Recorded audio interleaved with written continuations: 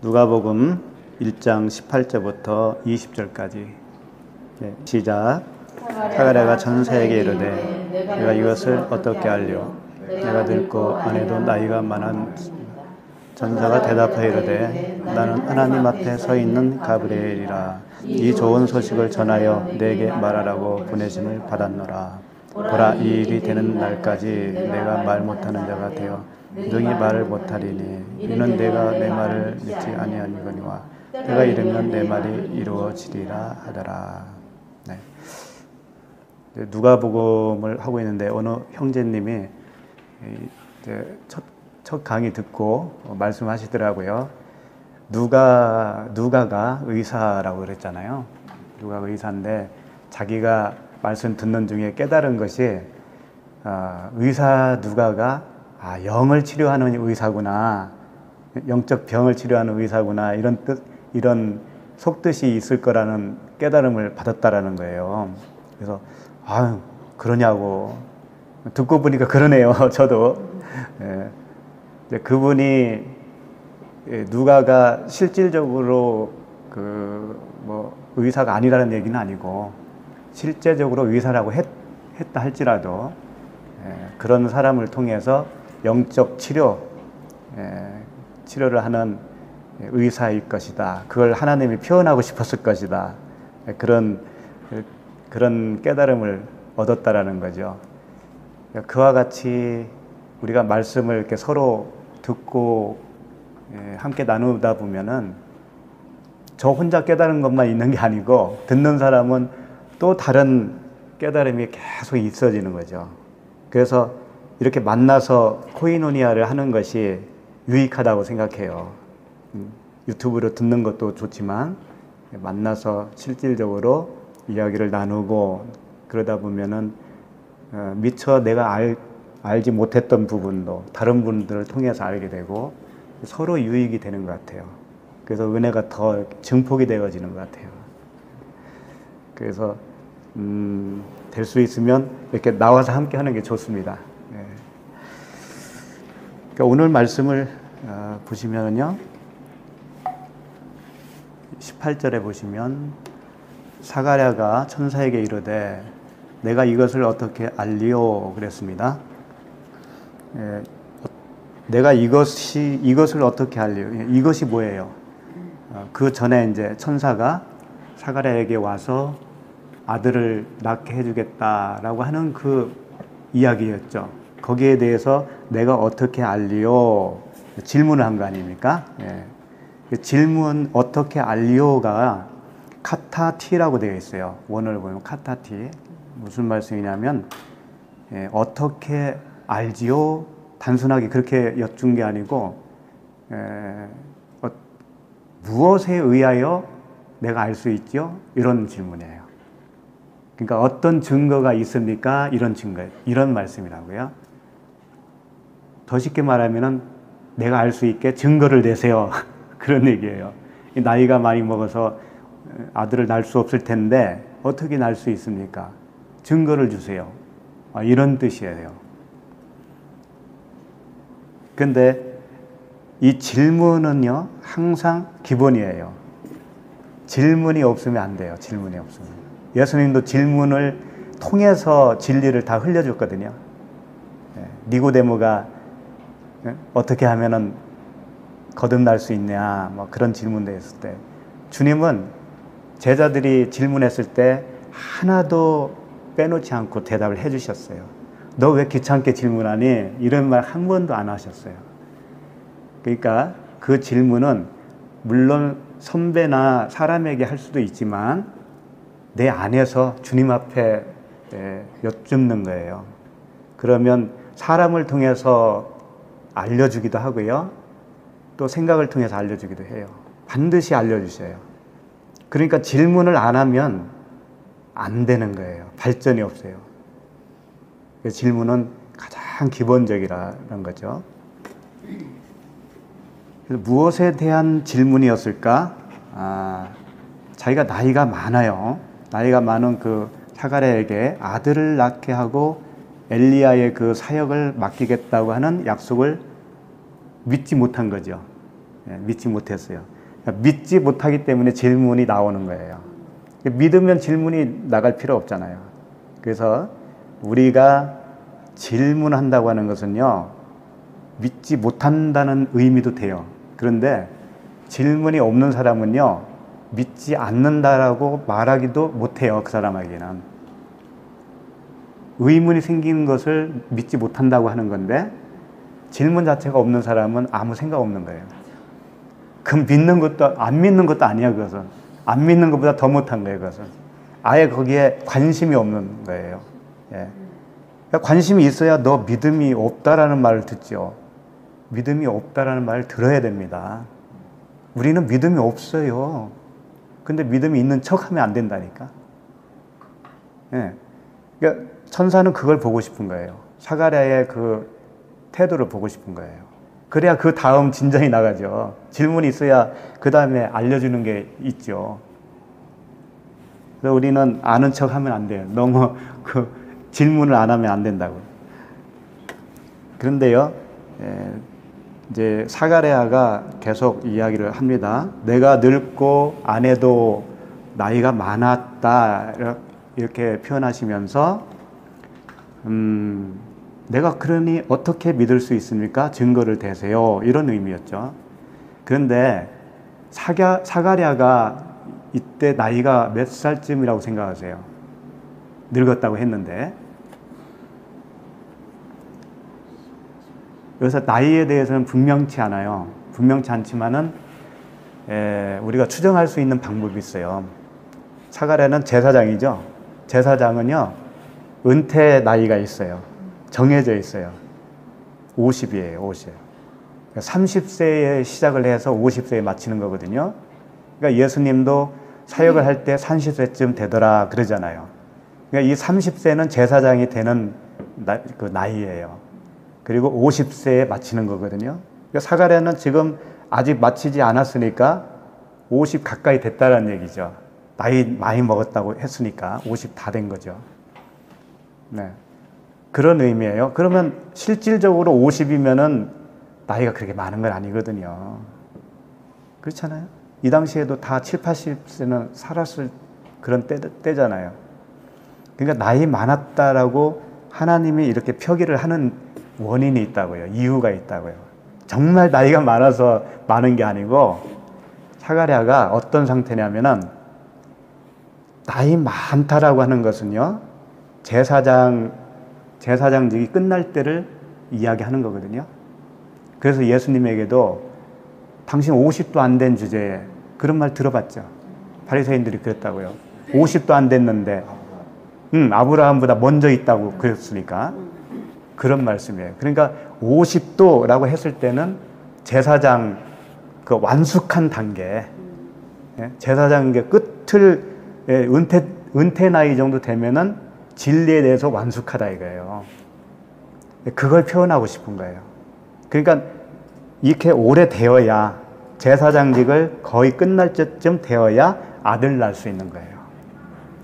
그 의미는 뭐냐면, 이 사가랴는 제사장인데요. 무슨 제사장이냐면 제도적인 제사장이에요. 제도적인 제사장. 그러니까 혈통으로 이어지는 제사장이다 이거죠.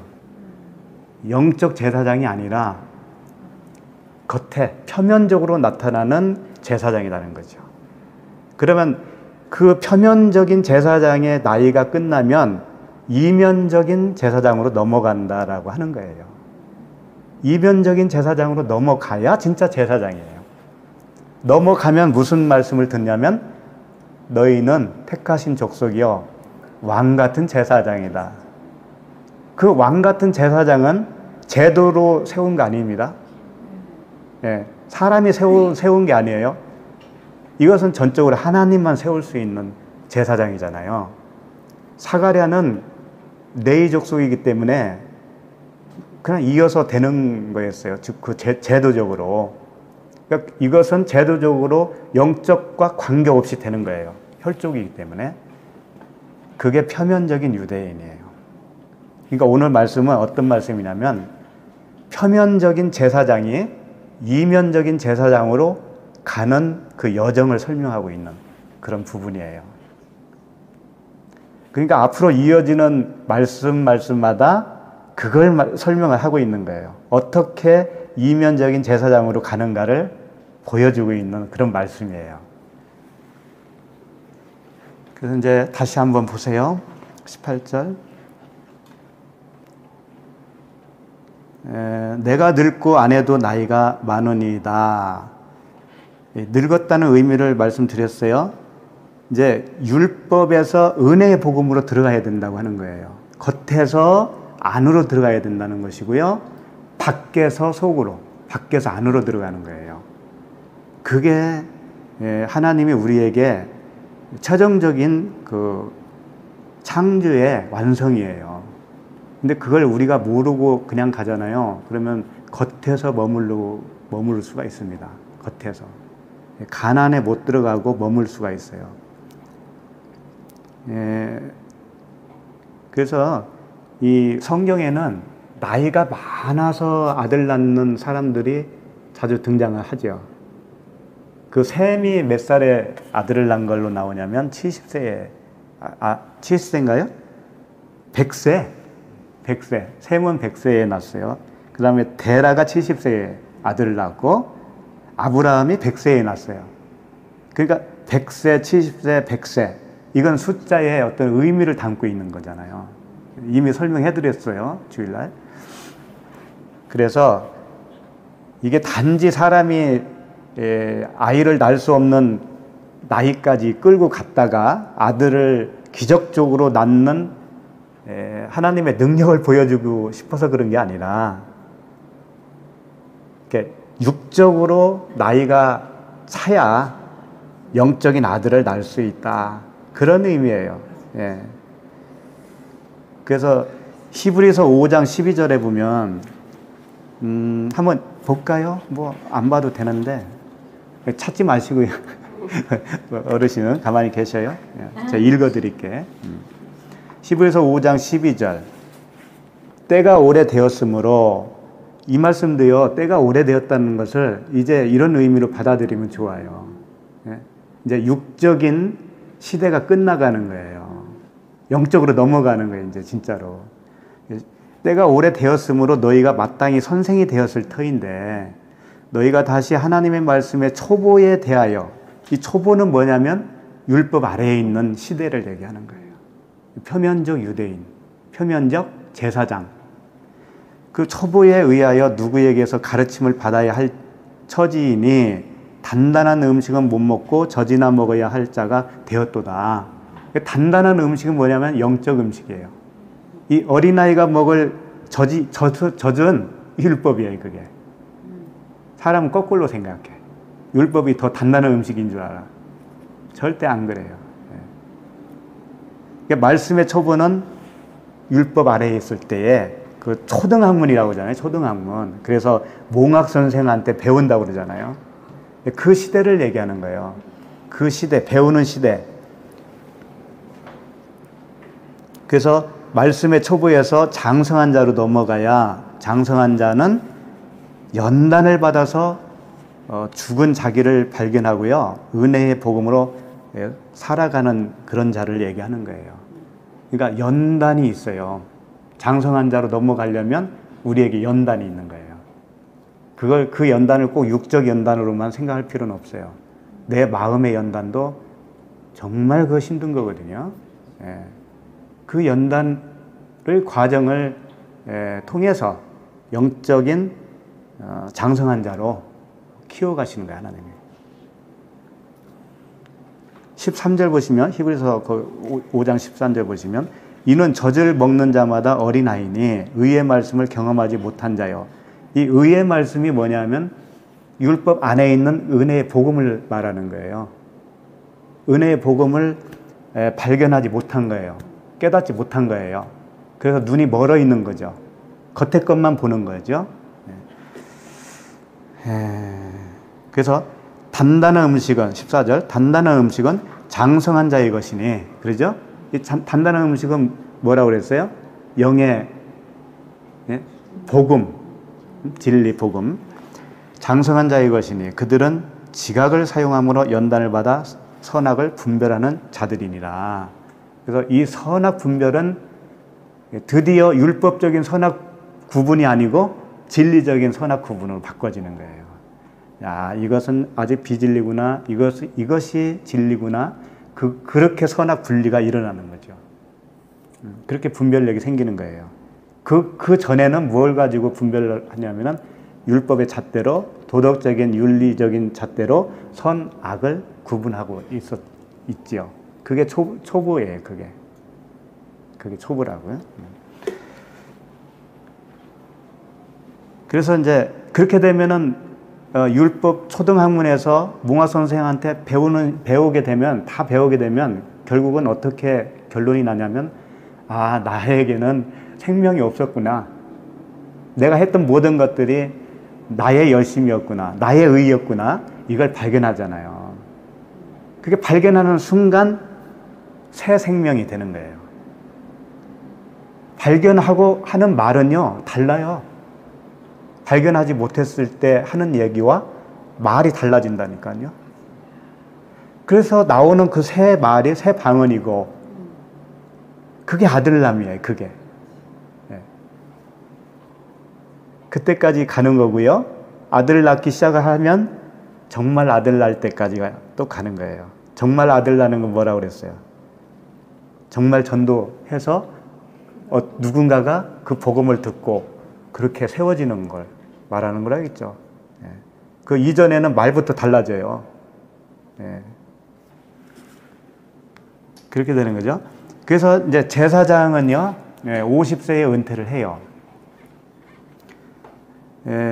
그것을 제 말만 듣지 마시고 성경에 기록이 되어 있는가 보셔야 돼요. 민수기 4장 3절에 분명히 그 명시가 되어 있어요.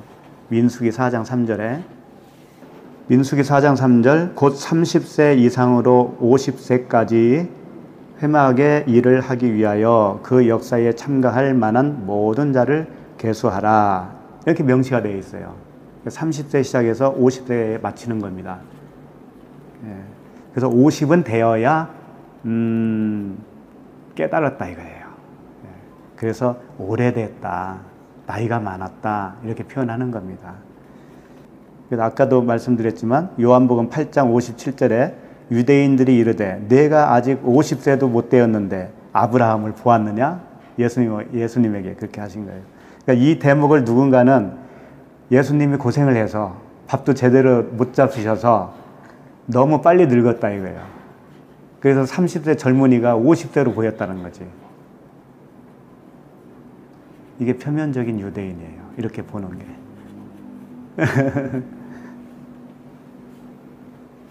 제사장은 뭘까요? 제사장. 제사장은 제사 드리는 자잖아요. 하나님께 제사 드려요. 이 밖에 제사장, 밖에 있는 표면적인 제사장은 동물을 잡아서 드리죠.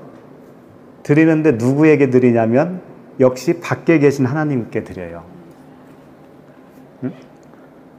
사가랴가 어디로 들어가냐면 성전으로 들어간단 말이에요. 사람이 지은 성전. 밖에 있는 제사장은 사람이 지은 성전에 들어가서 그 성전에 계시다라고 생각하면서 밖에 계신 하나님에게 제사를 드려요. 이게 구약의 제사장이에요. 그럼 우리는 왕 같은 제사장으로 넘어가야 되잖아요. 그러면 나도 제사장이니까 나는 어떤 제사를 드리냐면 너의 몸을 거룩한 산 제물로 드려라. 이게 되는 거죠. 안에서 드리는 제사장이 되는 거예요. 누구의 제사장이 되냐면 내가 제사장이면서 나라고 하는 제물을 드리는 거예요. 예수님이 제사장이면서 자신의 몸을 제물로 드렸잖아요. 우리도 똑같다니까. 그래서 날마다 죽노라 이렇게 표현할 수밖에 없는 거죠. 그걸. 그렇다고 해서 항상 그걸 기억하고 오늘도 죽어야지 그런 얘기가 아니에요. 그냥 그 안에 머물러 있는 거죠. 이미 알았기 때문에. 야, 오늘도 죽어야지 막 아침에 일어나자마자 다짐하고 그런 말씀은 아니에요. 예. 진리 안에 거하면 항상 죽고 항상 살아있다라는 거예요. 그 자체가. 예. 그러니까 우리는 안의 제사장이에요. 그 잘 아는 말씀이니까 그래도 한번 펴봐야 돼, 이건. 베드로전서 2장 9절이잖아요. 예. 그러나 너희는 택하신 족속이요 왕 같은 제사장들이요. 근데 여기에 이 말씀에 진리가 엄청 많이 있어요. 그래서 보자는 거거든요. 그러나 너희는 택하신 족속이요 왕 같은 제사장들이요 거룩한 나라요 그의 소유된 백성이니 이는 너희를 어두운 데서 불러내어 그러죠. 이 어두운 데가 어디예요? 바깥 어두운 데라고 들어봤어요? 바깥 어두운 데에서 어떻게 한다고 그래요? 슬피 울며 이를 간다고 그러죠. 거기가 어디라고 생각하세요? 사가랴가 거기에 있는 거예요, 지금. 예? 사가랴가 표면적으로 제사장이 되어서 그 하나님을 섬기고 있는 거예요. 밖에 계신 하나님을. 이게 밖이에요, 이게. 이게 밖에 있는 자들이고 이게 어두운 곳이라는 거예요, 이게. 그러니까 굉장히 뭐 다른 곳이라고 생각하죠. 결코 지옥이라는 데가 다른 곳이 아니에요. 밖에. 그 안은 뭐예요? 그리스도 안이잖아요. 그리스도 안. 하나님 입장에서는 내가 문 밖에서 두드르니 그러잖아요. 예. 하나님 입장에서는 내가 밖이지만 내 입장에서는 하나님이 밖이야. 하나가 되기 이전에는 서로 밖이야. 그러니까 그 자체가 지옥이고 어두운 바깥이란 말이에요. 거기가. 근데 그 어두운 데서 불러내었다라는 거죠, 우리를. 그러니까 어디서 불러냈냐면 율법 아래에서 불러낸 거예요. 그 밖에 있을 때, 그 제도권에서, 그 종교 생활을 하고 있는 그 바깥에서 불러낸 거예요. 그의 기이한 빛에 들어가게 하신 그의 기이한 빛이 뭐겠어요? 예수 그리스도죠. 하나님 품이죠. 천국이죠. 예.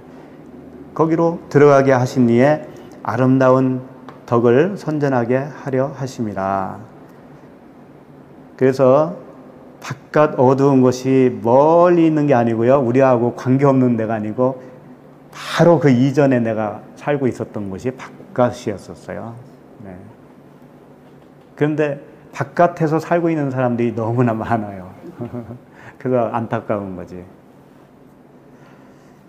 그래서 목사 얘기를 좀 해야 되겠어요. 제사장 이야기 나왔으니까. 오늘날 목사를 제사장이라고 그러죠. 근데 만인 제사장설 들어보셨잖아요. 예. 만인 제사장설은 우리가 왕 같은 제사장이다 그러잖아요. 그럼 무조건 예수 믿으면 다 왕 같은 제사장이라고 한단 말이에요. 그런데 목사, 전도사, 뭐 강도사 이런 제도가 있잖아요. 거기 그 목사라고 하는 타이틀에 매여 있잖아요. 그럼 밖에 있는 사람입니다. 사가랴하고 똑같은 존재라고요. 그걸 권위로 삼으면은요, 더 악한 자가 되는 거예요. 그리고 그런 눈을 가지고 있는 사람들은 항상 계급으로 생각을 해요. 그래서 목사는 높고 그 밑에 강도사는 좀 낮고 전도사는 좀 더 끝발이 없고 동생 같고 뭐 장로, 권사, 집사, 성도는 어떻게 생각하겠어요? 그런 사람들이. 성도는 다 제사장, 왕 같은 제사장이라고 해놓고 성도는 머릿수로만 계산을 하네요. 머릿수로. 그러니까 그런 그 어떤 세상에서 얻은 타이틀을 가지고 사람을 판단하고 권위를 내세우고 한다고 하는 것은 너무나 유치하다고요. 그런 시각으로 바라보는 사람은요, 명품 목사, 명품 교회, 큰 교회 목사. 거기 가 있으면 자기도 신분이 높아질 거라고 생각하는 거예요. 나 어디 다니는데? 당신 어느 교회 다녀? 나 말하기도 좀 부끄러워. 열 몇 명 모이거든. 예. 그것도 똑같이 나쁜 거예요. 그렇게 생각하면은.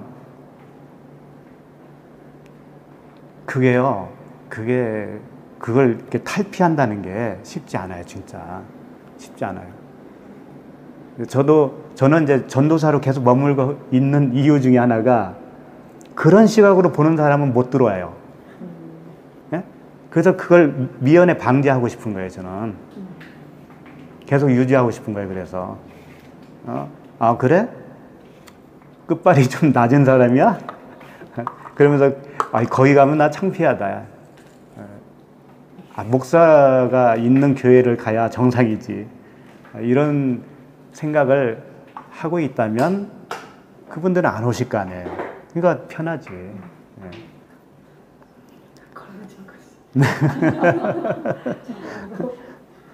그러니까 직분을 서열로 보는 거예요. 성도를 어떻게 보겠냐고요. 어느 교단이냐, 뭐 합동이냐, 통합이냐, 막 이런 거. 그래서 어쨌든 그 타이틀이 다 부서지고 영적 제사장이 되지 않으면 다 소용없어요. 그러니까 목사도 좋지만 영적 목사가 되어야 돼요. 제사장이 영적 제사장이 안 되면 타이틀은 소용없는 거예요. 그러니까 성경은 목사라는 말도 없습니다, 사실은. 목자예요, 목자. 목자하고 목사하고 다른 게 뭔지 알아요?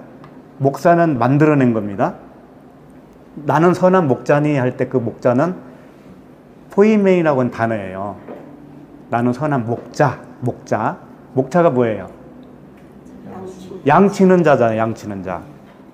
예수님이 베드로에게 내 양을 먹이라, 내 양을 치라 그랬잖아요. 그게 목자거든요. 목자는 뭐냐면 양을 먹이는 거예요. 먹이는 자예요. 양을 먹이는 자고 그 먹여서 키우는 것을 친다라고 표현을 하는 거잖아요. 근데 목사는 뭐냐면요. 가르치는 선생이라는 소리예요. 그러니까 생명 양식을 먹이는 게 아니고 양식을 가르치는 거예요. 이렇게 틀리는 거라고요. 그러니까 목사는 세상이 만들어낸 용어예요. 그건 전 세계가 똑같아요. 그러니까 영어로도 패스터라고 그러잖아요. 그러니까 가르치는 자는 안 돼. 이랬잖아요, 사도 바울도. 아비는 많은데, 아니, 선생은 많은데 아비가 적다. 이 아비는 먹이는 자거든요. 선생은 가르치는 자예요. 가르쳐서 되는 게 아니라는 거예요, 복음이라는 것은. 그러니까 여기 올 때도, 말씀 들을 때도 가르침을 받으려고 들으면 안 돼요. 먹으려고 들으셔야 돼요. 먹어야 돼요, 먹어야. 생명 양식을 먹어야 생명이 유지가 되잖아요. 그런 겁니다. 그래서 이 말씀을 선포하는 자는 먹여주는 자지 가르치는 자가 되어서는 안 돼요. 그럼 먹이려면은요, 애정이 없으면 못 먹여요. 그렇잖아요. 남의 자식 먹입니까? 자기 자식만 먹이지. 근데 가르치는 건 다 할 수 있어. 학원에서도 하고 다 하잖아요. 그런 차이가 있는 거죠.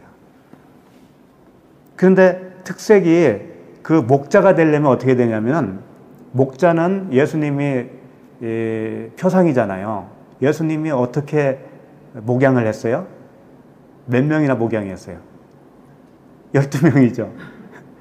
그 중에서 또 한 명 배신했네.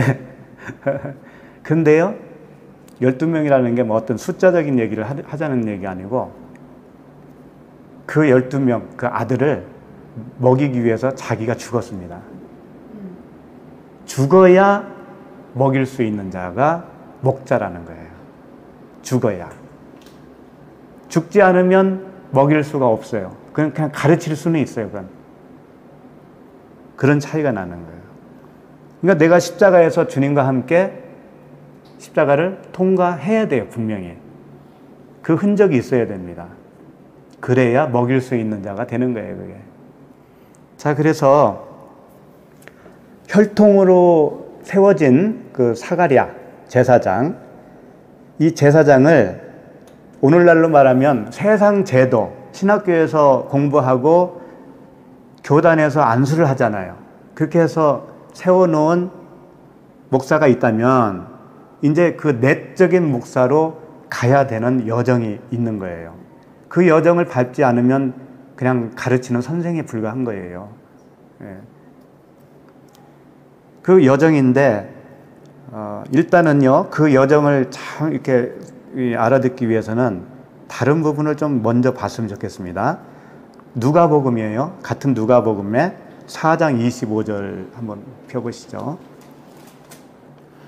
누가복음 4장 25절에 보시면 내가 참으로 너희에게 이르노니 엘리야 시대에 하늘이 3년 6개월간 닫히어 온 땅에 큰 흉년이 들었을 때에 이스라엘에 많은 과부가 있었으되. 자, 여기서 뭐 모르는 거 있습니까? 이 한 절 속에서 엘리야 시대에 3년 6개월간 비가 안 왔다는 얘기죠. 흉년이 들었어. 그래서 이스라엘에 많은 과부가 생겼다는 거죠. 흉년하고 과부가 생기는 거하고 무슨 상관이 있습니까? 근데 이거 질문도 안 한다니까. 이런 거 읽으면서 의문도 없어요. 네. 네? 신 가진 자가 더 죽었나? 흉년 들어서. 다 고자만 있었나?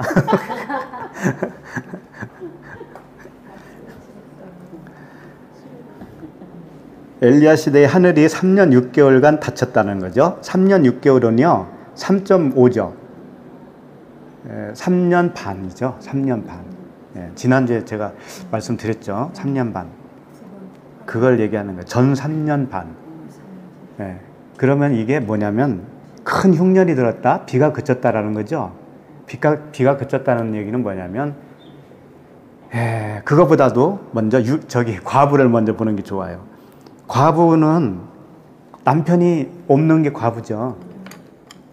근데 여기서 표현하고자 하는 과부는 남편이 죽었는데 그 남편은 말씀이거든. 율법의 말씀이에요. 그러면 율법의 말씀이 그쳤다라는 얘기잖아요. 비가 그쳤으니까, 흉년이니까. 그러니까 율법의 말씀이 그치면 율법의 남편이 죽은 거야. 그러면 이제 과부가 되는 거예요. 과부가 되어야 이제 새 남편을 맞이할 수 있잖아요. 그러니까 흉년이 들어야 되는 거지, 여기서는. 말씀의 흉년. 겉텄말, 그 표면적인 율법의 말씀이 그 사람에게는 그치는 거예요. 그러면 이 사람은 과부가 되는 거예요. 과부가 많았다라고, 많은 과부가 있었다고 그러잖아요. 흉년하고 무슨, 많은 과부하고 무슨 상관이 있겠어.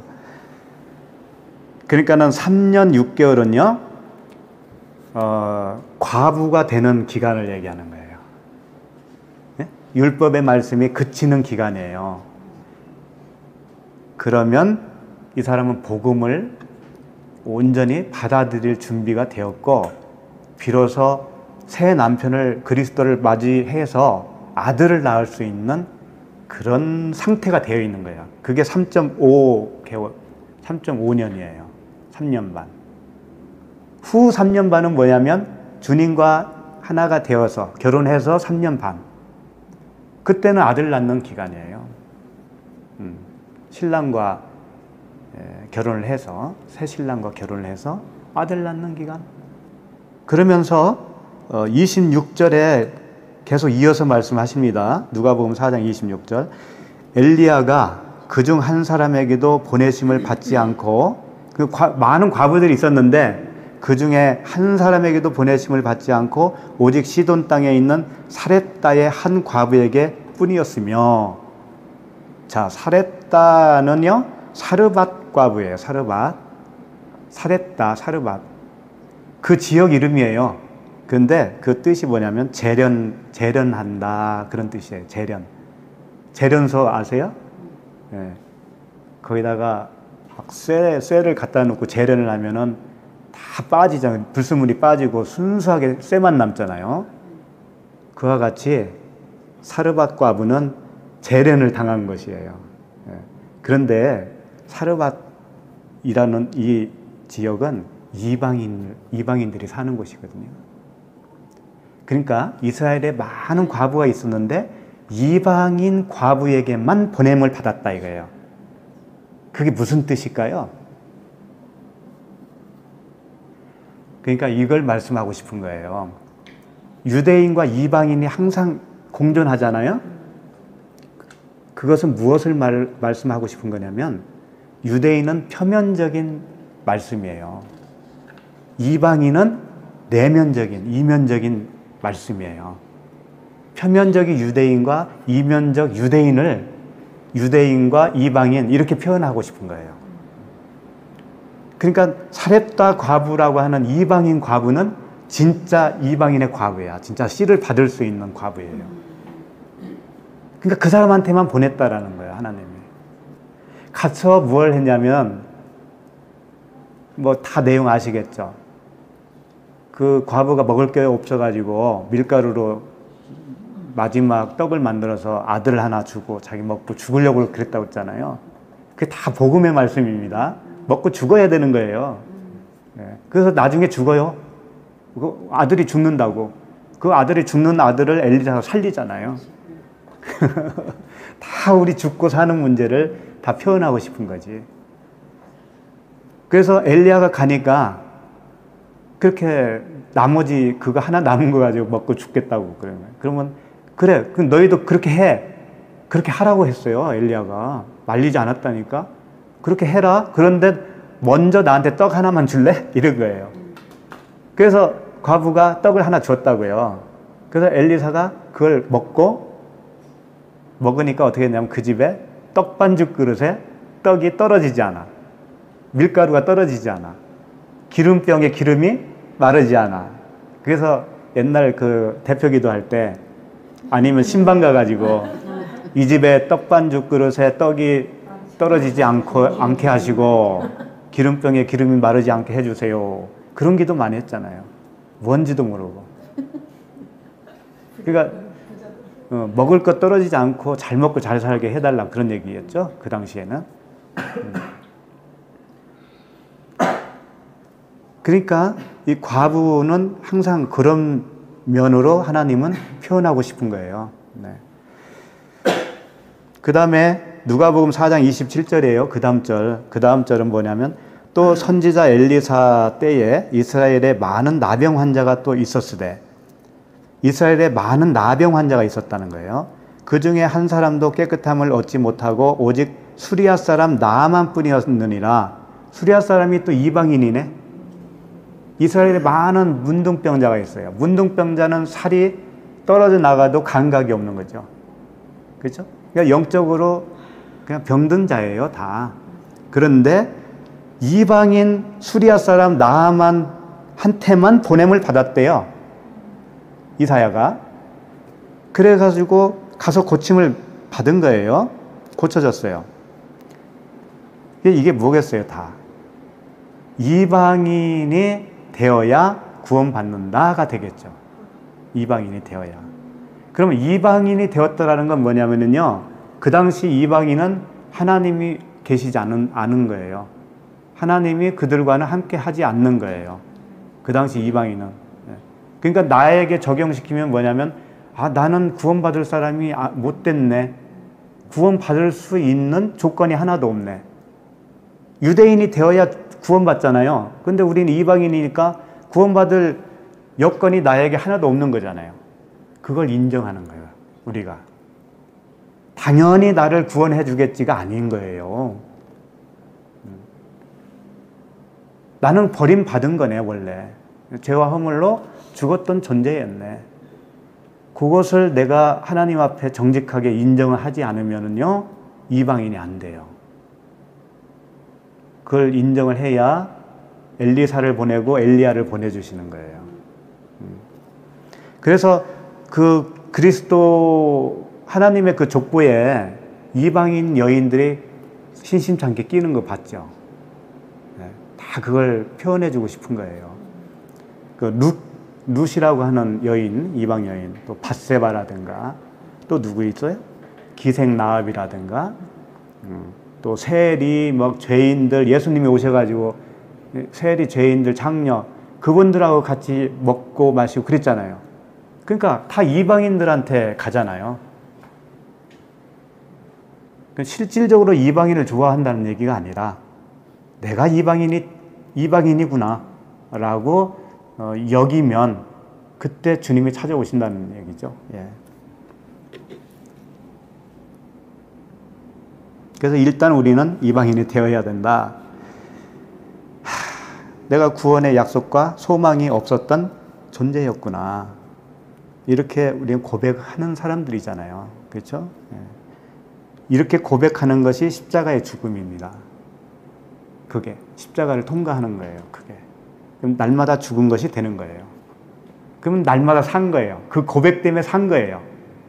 그러면 주님이 이제 내 삶을 주관한다니까요.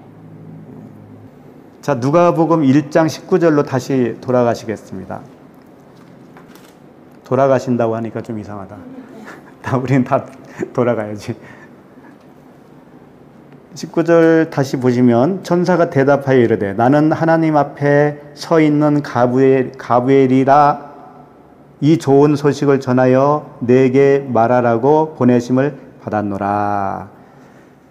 자, 여기 이제 천사 가브리엘이 나왔습니다. 예. 천사 가브리엘은 딱 성경에 4번 나와요.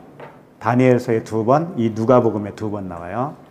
그 다음에 천사 이름이 성경에는 딱 2사람 나옵니다. 이 가브리엘과 미가엘이 나와요. 예, 예.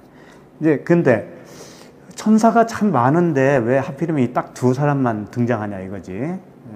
근데 외경에는요 또 한 2사람이 더 등장은 해요, 사실은. 그래서 천사 이름이 4명 나와요, 총. 근데 성경에서는 딱 2명이죠.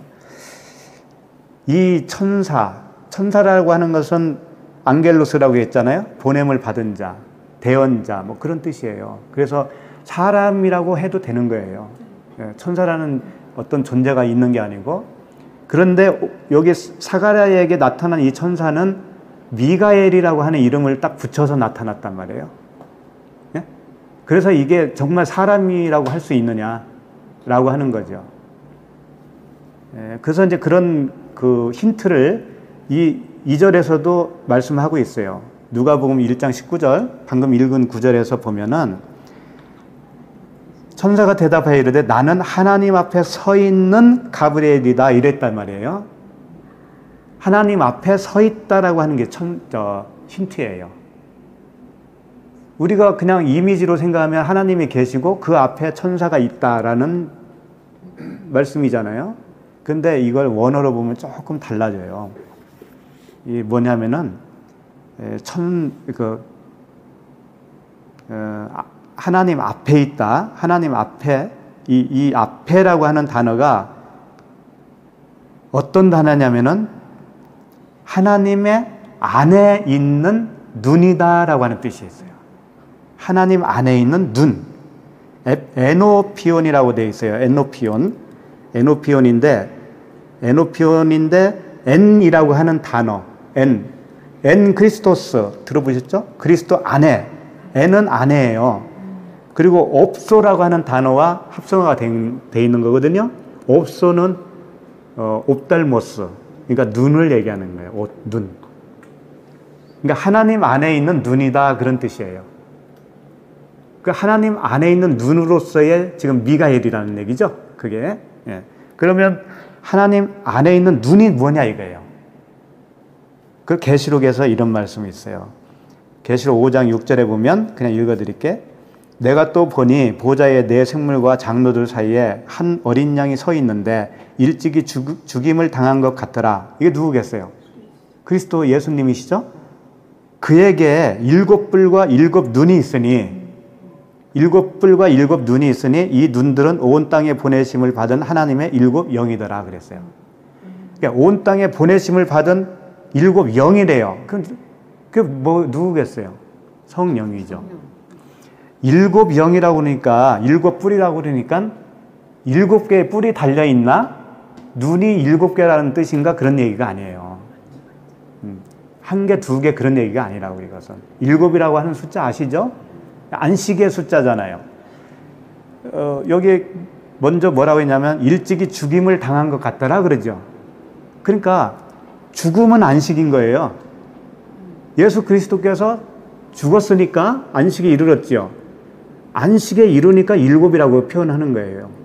안식에 이루고 부활하신 그 영, 그리스도, 그분이 일곱 영이다 그런 얘기예요. 그러니까 결국은 이 일곱 영이 누구겠어요? 성령이시죠. 그러니까 오늘 가브리엘은 성령을 뜻하고 있어요. 왜 그런지 알아요? 왜 하나님이 직접 사가랴를 못 만났을까요? 안 만나주셨을까요? 네? 그때는 아직 예수님이 공식적으로 나타나지 않은 시대니까 하나님이 직접 나타나면 다 즉사하게 되어 있어요. 하나님을 보면 살아남을 자가 없어요. 그렇다고 해서 성령이라고 직접적으로 표현도 하기 힘들어요. 왜냐하면 예수 그리스도의 다 이루심이 있고 성령을 보낸다고 하는 그 측면을 부각시키기 위해서는 성령이라고 직접적으로 표현을 안 하신다고요. 그 대신 천사라든가 특별히 이렇게 이름을 붙여서 미가엘이라든가 가브리엘이라든가 이렇게 붙여서 하나님이 보내심을 받은 자라고 표현할 때는 성령을 뜻하고 있는 거예요. 그러니까 결국은 하나님이에요. 하나님의 눈은 하나님이시지. 뭐 사람 눈, 뭐 개눈을 붙였겠습니다. 네. 그렇게 아셔야 됩니다. 그리고 이제 미가엘은 나오지 않았지만 미가엘도 그냥 덧붙여 말씀드리면 계시록에 보면은 이렇게 되어 있어요. 계시록 12장 7절에 하늘에 전쟁이 있으니 미가엘과 그의 사자들이 용과 더불어 싸울세 용과 그의 사자들도 싸우나 이런 말씀이 있어요. 예, 하늘에 전쟁이 있다라고 했을 때 그게 내 안에요. 내 안에 전쟁이 있는 거죠. 내 안에 나와 옛사람 나와 미가엘이 싸우는 거예요. 미가엘이 여기서 성령이잖아요. 성령과 싸우시는 거예요. 성령이 우리를 책망하시는 거예요. 그럼 그 미가엘과 그의 사자가 누구냐면 말씀들이에요.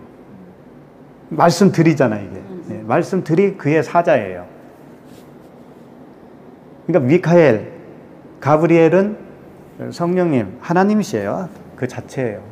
그냥 이름 없이 천사할 때는 우리들 같이 보냄을 받은 자, 복음을 전하는 자가 천사라고 할 수가 있어요. 네. 20절 보시면 보라 이 일이 되는 날까지 내가 말 못하는 자가 되어 능히 말을 못하리니 이는 내가 내 말을 믿지 아니함이거니와 때가 이르면 내 말이 이루어지리라 하더라. 이 일이 되는 날까지가 뭐예요? 이 일이 되는 날까지가 사가랴에게 이 일이 되는 날까지가 뭐냐면 아들을 낳는 날까지예요. 예. 그때까지 뭐라고 했냐면 말 못하는 자가 되어 능히 말을 못하리니 그랬어요. 왜 말을 못하게 될까요? 아들 낳을 때까지? 율법은 좋고 아직 안 오고 사이. 그렇죠. 예. 그러니까 바벨탑으로 설명하면 혼돈한 상태예요.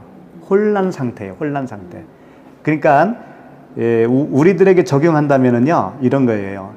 정말 이게 벙어리가 됐다는 얘기가 아니고 네가 하는 말은 말이 아니야 이런 얘기예요. 아들 낳기까지 네가 하는 모든 말은 다 쓰레기야 이런 얘기라고. 그러니까 뭐 새라든가 동물들이 소리를 내잖아요.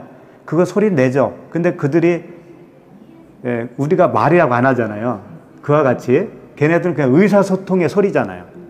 사람도 마찬가지라는 거지. 아들 낳는 그 언어가 아니면 진리가 아니면 그냥 언어 소통 너희들끼리의 그 언어 소통에 불과한 소리에 불과하다. 그걸 울리는 꽹과리 거기에 불과하다 이거예요. 그래서 바울이 교회에서는 어떻게 하라고 그랬어요? 잠잠하라고 그러잖아요. 예. 그래서 여자는 잠잠하라고 했을 때 그 여자는 아직 결혼을 못한 상태의 여자예요. 그러니까 부모가 될 수가 없잖아요. 아들을 낳을 수가 없잖아요. 예. 그게 10달 기간이에요. 아들을 낳는데 10달이 걸리잖아요. 예? 10달. 그 10달 기간 동안에 사가랴가 말을 못하고 벙어리가 되어 있는 거예요. 예. 그럼 언제 그 말이 풀리게 될까요? 예. 10달이 차면 그 요한이라고 하는 아들을 낳게 되면 이제 그때 비로소 언어가 풀리죠. 63절에 있습니다. 1장 63절에 그 말씀이 있어요. 63절에 그가 서판을 달라 하여 그 이름을 요한이라 쓰매 다 놀랍게 여기더라. 이에 그 입이 곧 열리고 혀가 풀리며 말을 하여 하나님을 찬송하니 그랬죠. 아들을 낳고 이름을 져줄 때 딱 풀린 거예요. 근데 원래 이름을 요한이라고 질 수가 없어요. 혈통적으로는 사가랴라고 져야 되는 거예요. 그 방식이 있어. 그 혈통에. 그런데 요한이라고 미리 천사가 얘기해 줬거든요. 그런데 그 아내 엘리사벳도 요한이라고 써야 된다 알고 있어요. 같이 된 거예요. 10달 동안 같이 복음을 말하게 된 거예요. 똑같은 입이 된 거죠. 그러니까 10달이라고 하는 기간이 아이 낳는 기간이라고 준 것을 진리예요. 이게 이제 그 진리를 설명하기 위해서 하나님이 사람을 그렇게 만드셨죠. 기가 막히잖아요. 그러니까 10이라고 하는 거. 나중에 보면은 이제 다음 주에 나오겠지만은 이 사가랴가 요한을 이렇게 잉태하고 나서 5달 동안 어디 가요? 숨어요. 5달 동안. 근데 5달 동안 숨을 이유가 없어요. 여기 이 내용으로 보면은 그렇잖아요. 누가 쫓아온다고 했어요. 뭐 임신하면은 죽이라고 했나요? 그런 이야기도 없어요. 근데 숨었다고 표현하고 있다고 5달 동안. 그게 다 진리를 설명하는 말씀들이에요. 그게 모세오경 5개 깨달으면 어떻게 된다고요? 그게 열이라고 하는 완전한 말씀. 10달. 5을 알면 열이 되는 거예요. 그러니까 10달 동안 숨어 있다라고 하는 것은 광야에서 배우는 거예요. 그때 말씀을 쫙 배우는 거예요. 배워서 완전히 깨닫고 나서 10달 차니까 아이가 쑥 나오잖아요. 그런 거예요. 이제 다 끝났어요. 오늘 말씀은. 네. 원래 더 하려고 그랬는데 뭐 시간이 너무 많이 오래 갈 것 같아서 안 되겠어요. 하여튼 그 요한이라고 하는 그 내적 아들이거든요. 그게 예수님이 그러시잖아요. 십자가에서 그 자기 육체의 어머니에게 마리아여 여자여 그랬잖아요. 여자여. 요한을 보면서 아들이니다 그랬어요. 그러니까 요한은 항상 은혜의 아들이라는 뜻이에요. 은혜. 그래서 은혜로 낳은 아들이 요한이에요. 사가랴가 은혜로 낳은 아들이잖아요. 자기의 능력 바뀌잖아요. 그때가 나이 먹었으니까. 항상 은혜로 주어졌다고 하는 사실을 아는 자가 진짜 아들인 거예요. 그러니까 우리도 다 그런 아들이 되는 거죠. 나에게는 그 아들이 될 수 있는 어떤 자격이나 근거가 전혀 없었구나. 이방인이었구나. 유대인이라도 돼야, 혈통적으로도 유대인 돼야 하나님 아들이라고 할 수 있는데 우리는 선민도 안 되는 이방인이었구나. 절대적으로 완전히 이게 하나님과는 담 쌓고 지냈던 이방인들이었구나. 그런 존재였구나. 라고 하는 것을 우리가 알았다면 무엇만 구할 수 있어요? 은혜만 구할 수 있죠. 긍휼만 구할 수 있죠. 그렇게 된 겁니다. 그래서 우리 모두 스가랴처럼 10달이 속히 지나고 아들을 낳는 그 은혜의 아들을 낳는 우리 모두가 되기를 바랍니다. 기도하겠습니다. 하나님 아버지, 오늘 말씀은 그 표면적 제사장이었던 사가랴에게 오셔서 진정한 이면적인 제사장이 되도록 길을 보여주신 그 말씀의 은혜를 받았습니다. 우리 모두에게도 그와 같이 영의 직분인 왕같은 제사장으로 삼아주신 그 아버지께 감사를 드립니다. 밖에 계신 하나님을 섬겼던 바깥 어두운 데서 우리를 불러내어 주시고 그리스도의 그 빛 안으로 들어가게 하신 하나님 아버지께 찬양과 감사를 드립니다. 예수 그리스도의 이름으로 기도드립니다. 아멘.